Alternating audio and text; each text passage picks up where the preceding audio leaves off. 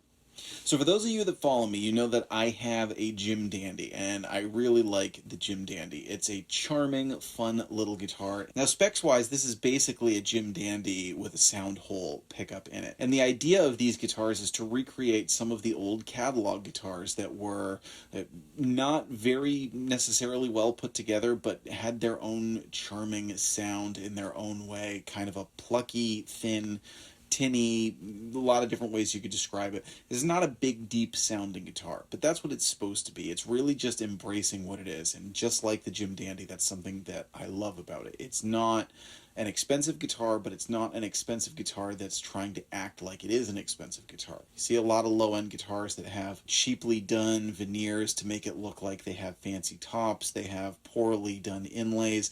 This guitar is just totally owning what it is, and it's a fun little thing that's easy to pick up and play. Now, the Jim Dandy has been around for a while. The Jim Dandy, we're talking about basically the same thing, but without this right here. This is a Gretsch Deltoluxe pickup. Got a basswood, I suppose it depends on whether or not you're just a musician or also a fisherman. Ironically, this is one of those guitars where I could see it being played very much by both.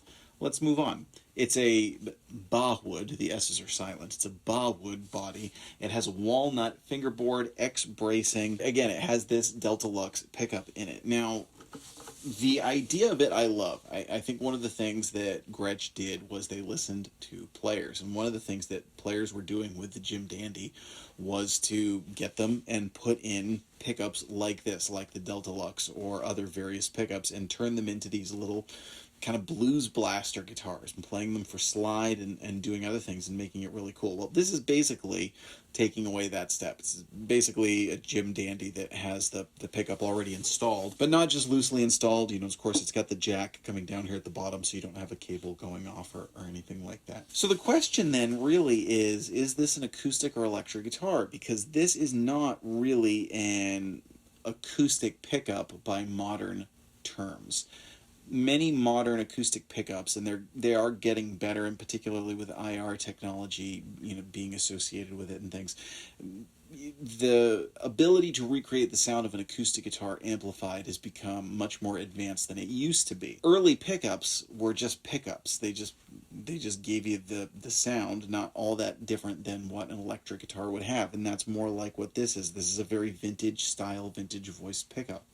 When you plug this in, it sounds like an electric guitar. It sounds like an old-fashioned electric guitar. It sounds like an old-fashioned acoustic guitar outfitted with one of these pickups. But the tone is distinctly electric. It has that roundness to it that an electric guitar tone has. It does not have that woody string clarity. Then it's not that it's unclear, but you know what I'm talking about. When you talk about acoustic guitar tone versus an electric guitar tone, this gives you much more of an electric guitar tone. I think one of the things that lends itself to is that if you get the Gin Rickey, I think you really get it to use as some type of pseudo-electric acoustic guitar vintage style tone, which it does beautifully. It's really fun. It does it great. It just nails some of those tones. Does it sound great as an acoustic guitar? Yeah, of course it does.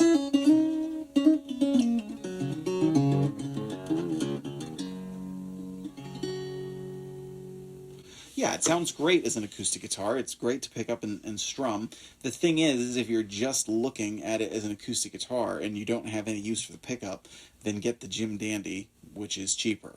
That's the only reason I would say don't get this one, is because you can get essentially the same thing for less money if you don't need the pickup. If you think you need the pickup, you can get this one, you can get the Jim Dandy and then install it later on like others have done. There's just a number of things you can do, but it's a really cool guitar. It's a really cool take on it. I love the finish. The finish is, I suppose, something that you can, talk about. It's got this nice satin finish, just like the Jim Dandy. This is a matte black, and it has this kind of subtle gold with the cream. It's a very handsome guitar. There's something about it that just makes you want to play these guitars. They're really cool. They're really neat. Now, the action on this one out of the box is not great. The neck was set up fine, but the action is higher. I think one of the reasons for that is because a lot of players are using them for slide. That would be my guess, but I don't know for sure. So I wouldn't necessarily say that as a detriment, particularly if you're looking at picking up one of these for slides. However, do be aware of that. There is one glaring thing about this coming off of the Jim Dandy that I am disappointed with, and that is the string spacing at the nut. On the Jim Dandy and also on this one, the string spacing is quite narrow. However, there is still room on the fingerboard, and this is another mod that a lot of players have talked about doing with the Jim Dandy, is to fashion a new nut with the string spacing a little wider to take advantage of more of the space on the fingerboard and make it more comfortable to play.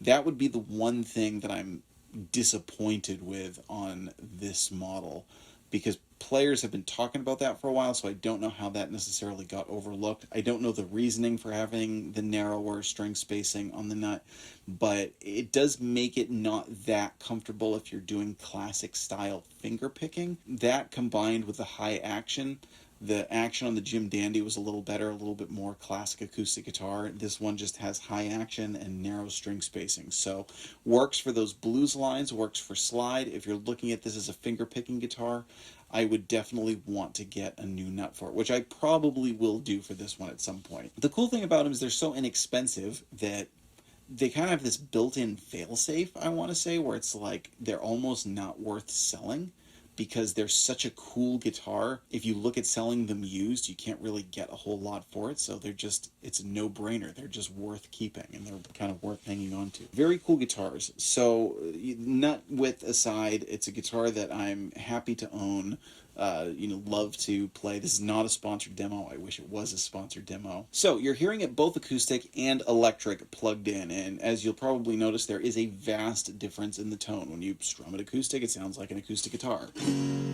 When you plug it in, it's, again, sounds like that vintage style electric tone. It does not sound like an acoustic tone.